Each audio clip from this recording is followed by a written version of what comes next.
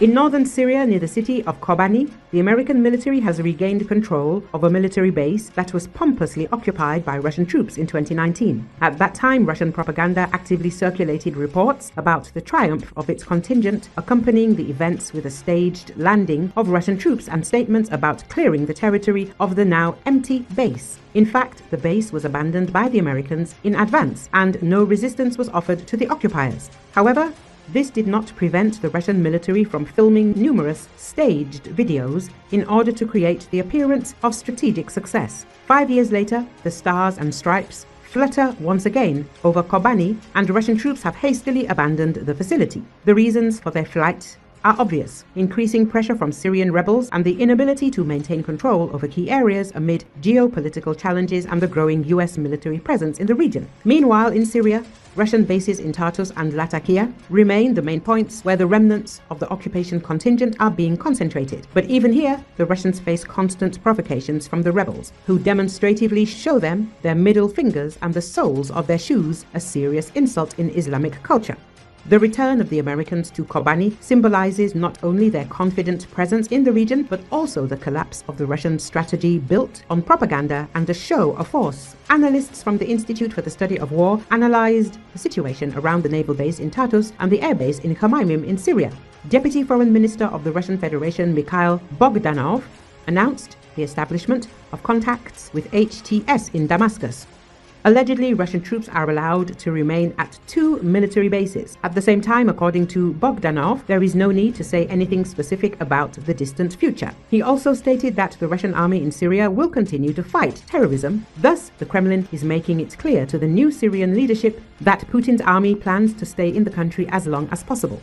One of the Russian war correspondents wrote on December the 11th that the rebels had surrounded the Kharkiv base and were provoking Russian troops. According to him, the Kremlin managed to reach an agreement with the Syrian opposition on a 75-day stay of the Russian armed forces at 2 military bases. Experts write that the rebels themselves are a heterogeneous mass consisting of many separate groups. It is not yet clear how they will resolve the issue of the Russian army's presence in Syria among themselves.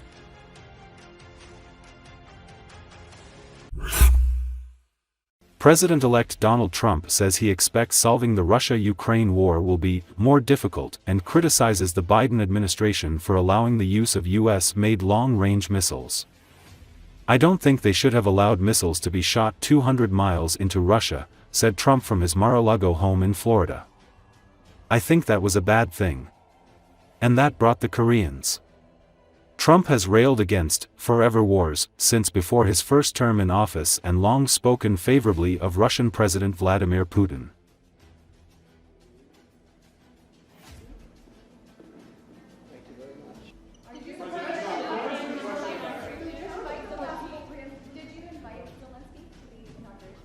No, but if you'd like to come, I'd like to have him. I mean, I didn't invite him, no. Are you disappointed that China won't be at the inauguration? I don't know that he won't be at the inauguration. I mean, I haven't really spoken to him about it. I don't know that, actually. I would say that if he'd like to come, I'd love to have him. But there's been nothing much discussed. I have had discussions with him, letters, et cetera, at a very high level. You know, we had a very good relationship until COVID. COVID didn't end the relationship, but it was a bridge too far for me. But if he'd like to come, I'd certainly be. He hasn't, just so you understand, he hasn't said one way or the other. Because a lot of people say he won't come, he will come. People think he will come, he won't come. It's something we barely discussed, just about didn't discuss. But I have had, especially through letters, some very good conversations. Have you had conversations with Venezuela? You know, because China and the United States can together solve all of the problems of the world, if you think about it. So it's very important.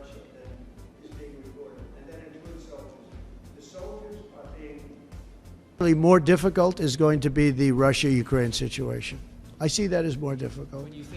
I don't think they should have allowed missiles to be shot 200 miles into Russia. I think that was a bad thing. And that brought the Koreans in, you know, North Korea, another man I get along with very well. I'm the only one that does. But that did a lot of bad things. I don't think that should have been allowed. Not when there's a possibility, and certainly not just weeks before I take over. Why would they do that without asking me what I thought? I wouldn't have had them do that. I think that was a big mistake they made. Will you reverse that decision when you're in office to let those I might, yeah. missiles be? I thought it was a very stupid thing to do. And when you, What should Zelensky, if anything, be prepared to give up to end this war? Do you have anything in mind to end this He war? should be prepared to make a deal. That's all. Got to be a deal. No, got to be a deal. Too many people being killed. That is a war that's hard. Too many people. Got to make a deal. And Putin has to make a deal too. What deal would you Putin has to make a deal, and Putin would have never gone in if I was president. If I was president, we wouldn't have had inflation. Our oil prices would have been lower.